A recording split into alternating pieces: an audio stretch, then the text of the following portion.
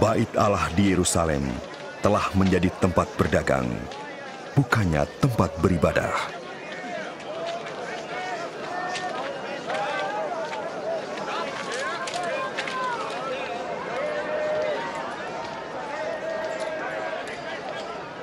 Lima, 6, 7, 8, 9, 10, 11, 12, 13, 14, 15, 16, 17, 18, 19, 20, 21, 22, 23, 24, 25.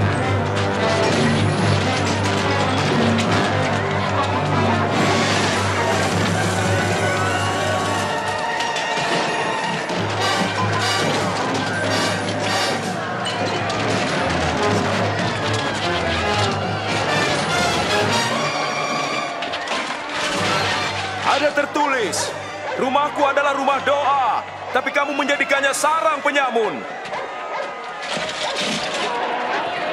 Dia melepaskan binatang-binatangku. Hentikan dia! Hentikan!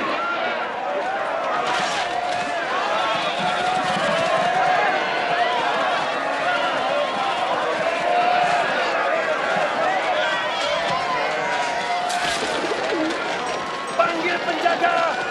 Panggil penjaga! Tantangan dari para pemimpin politik dan agama semakin hebat karena banyak orang menyatakan Isa sebagai raja. Saya tahu banyak orang yang telah mengeluk-elukannya sebagai raja. Raja? Raja pengemis, pelacur, dan pencuri. Kita sudah melihat sebelumnya. Mereka datang, membuat pernyataan, lalu dilupakan. Jangan tutup mata. Pengikutnya semakin banyak. Rakyat mengaguminya. Dan berpikir ia seorang raja. Dengarkan hal ini baik-baik. Jikalau orang ini sampai membuat keributan, saya akan menuntut.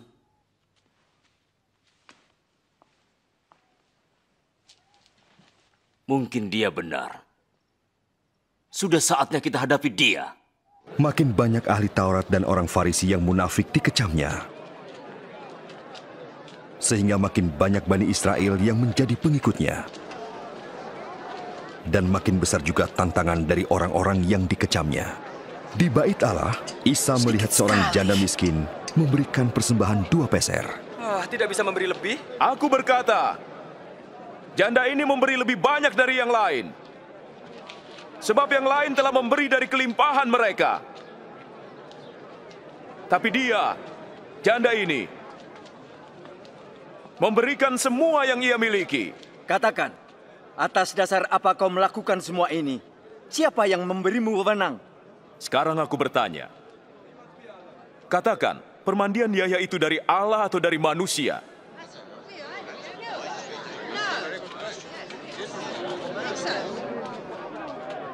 Apa jawaban kita?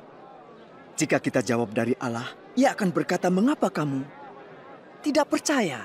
Tapi jika kita katakan dari manusia, kita bisa dirajam. Sebab mereka yakin bahwa Yahya adalah nabi. Kami tidak tahu dari mana asalnya. Aku tidak mau mengatakan atas dasar apa aku melakukan ini.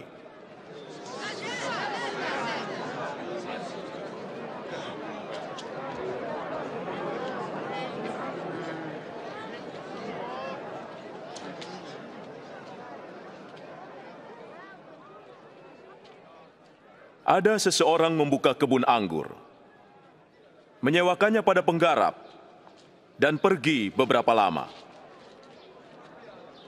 Ketika waktu musim anggur tiba, ia menyuruh seorang hamba untuk mengambil bagiannya dari para penggarap. Tapi hamba itu dipukuli dan pulang tanpa hasil. Disuruhnyalah hamba yang lain. Tapi hamba itu juga dipukuli, dipermalukan dan disuruh pulang dengan tangan hampa. Lalu ia menyuruh hamba yang ketiga. Tapi hamba itu pun dilukai dan dilempar keluar kebun. Maka kata pemilik kebun anggur, apa yang harus kuperbuat? Akan kuutus anakku yang kukasihi. Pasti mereka menghormatinya. Tapi ketika mereka melihatnya, mereka berkata, dia ini ahli warisnya. Bunuh dia dan warisannya jadi milik kita. Lanjutkan, junjungan. Mereka menyeretnya keluar kebun dan membunuhnya. apa yang akan diperbuat pemilik kebun terhadap mereka? Ia akan membunuh mereka dan menyerahkan kebun itu pada orang lain. Jadi apa arti ayat ini? Batu yang dibuang oleh tukang-tukang bangunan telah menjadi batu penjuru. Siapa jatuh ke atas batu itu akan remuk. Dan siapa ditimpa batu itu akan hancur jadi debu. Guru, yang kau katakan dan ajarkan itu benar. Engkau tidak memandang muka, tapi engkau mengajar kebenaran tentang jalan Allah. Katakan, apakah boleh kami membayar pajak kepada Kaisar Rum atau tidak? Hati-hati junjungan, dia menjebak. Perlihatkan uang logam.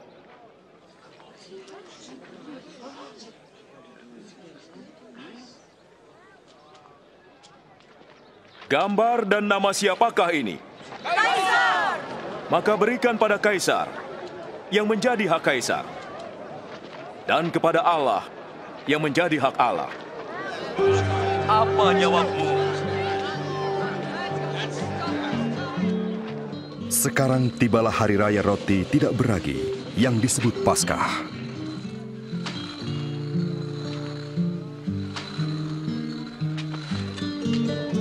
Isa menyuruh Petrus dan Yahya pergi mempersiapkan makanan Paskah.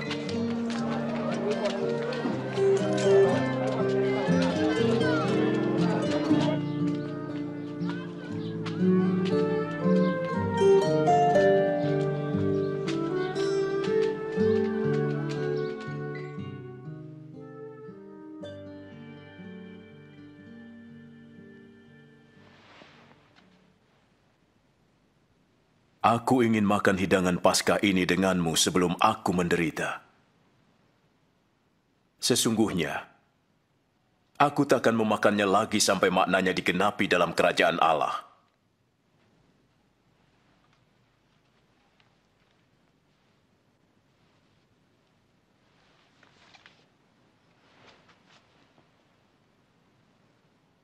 Terpujilah Engkau, ya Allah, Tuhan semesta alam, yang memberkahi pokok anggur.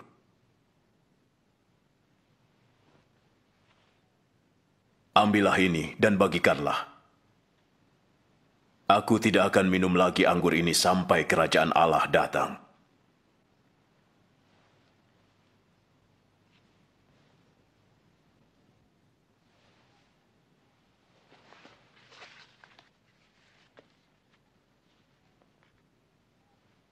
Terpujilah Engkau, ya Allah, Tuhan semesta alam, yang memberkahi roti hasil bumi.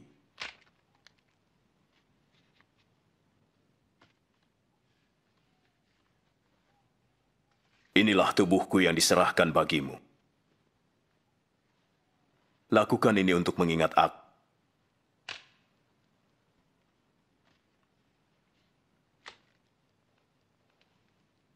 Cawan ini adalah perjanjian baru oleh darahku yang ditumpahkan bagimu.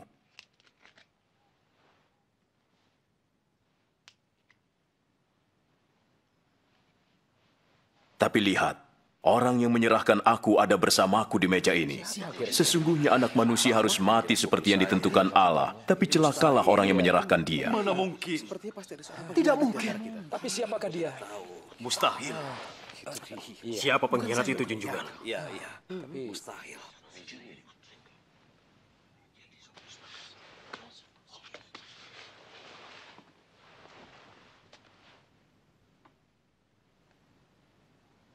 Yang terbesar harus menjadi yang terkecil.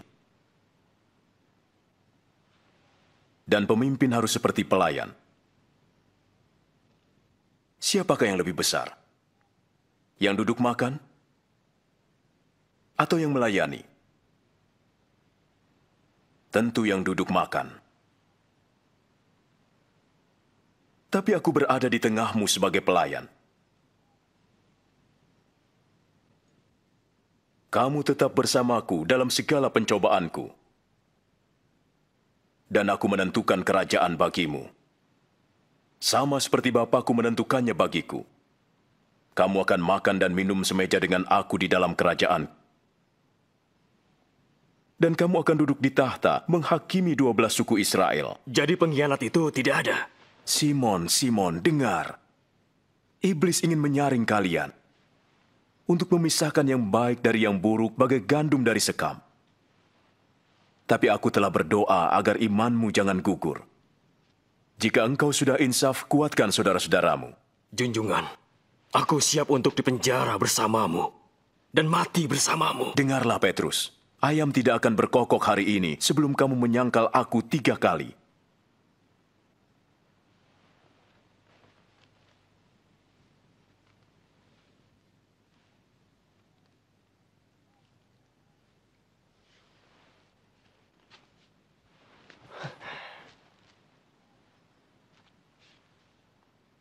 Waktu kuutus tanpa membawa apa-apa, kamu kekurangan?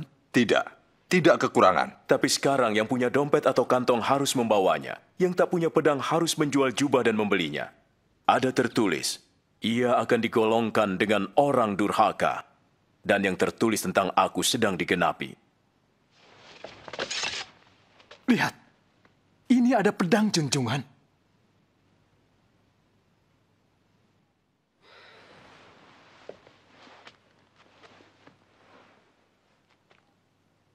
Itu cukup.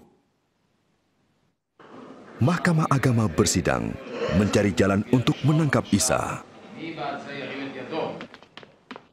Lalu iblis memasuki Yudas, yang disebut Iskariot, seorang dari antara ke-12 murid. Ia pergi kepada imam-imam kepala untuk menyerahkan Isa. Isa meninggalkan Yerusalem dan pergi ke Bukit Zaitun untuk berdoa.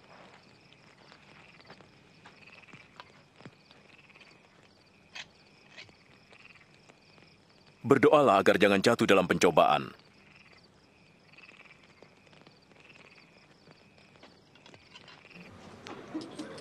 Yudas menjual Isa demi 30 keping perak. Isa mengetahui bahwa saat kematiannya bagi dosa-dosa manusia sudah dekat. Lalu ia berdoa.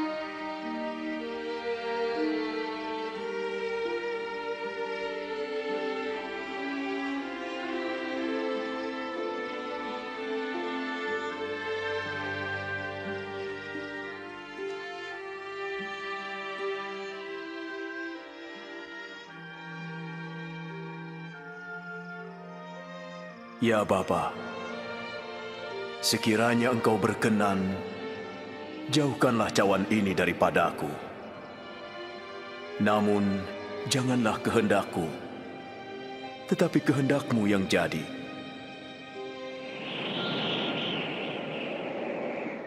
Malaikat dari surga menampakkan diri kepadanya untuk menguatkan dia. Dan peluhnya bagai titik-titik darah bertetesan ke tanah.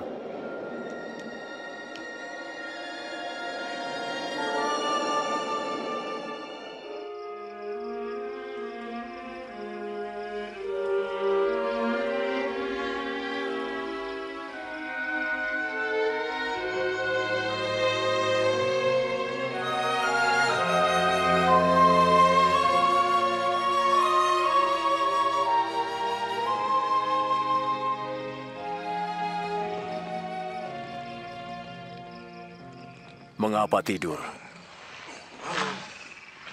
Bangunlah. Berdoalah agar jangan terkena pencobaan.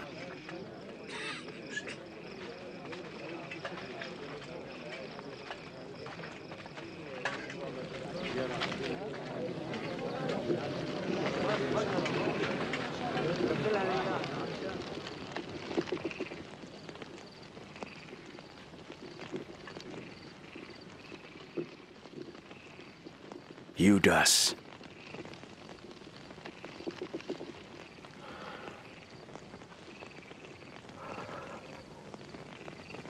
Apakah dengan ciuman kau serahkan anak manusia? Junjungan, boleh kami serang dengan pedang?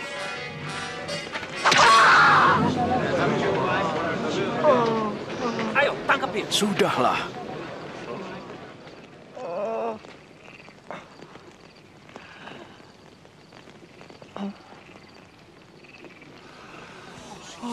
Mukjizat. Penjahatkah aku hingga kamu datang dengan pedang dan pentungan? Tiap hari aku di bait Allah, kamu tidak menangkap. Tapi inilah saatnya kamu bertindak. Kuasa gelap menguasaimu.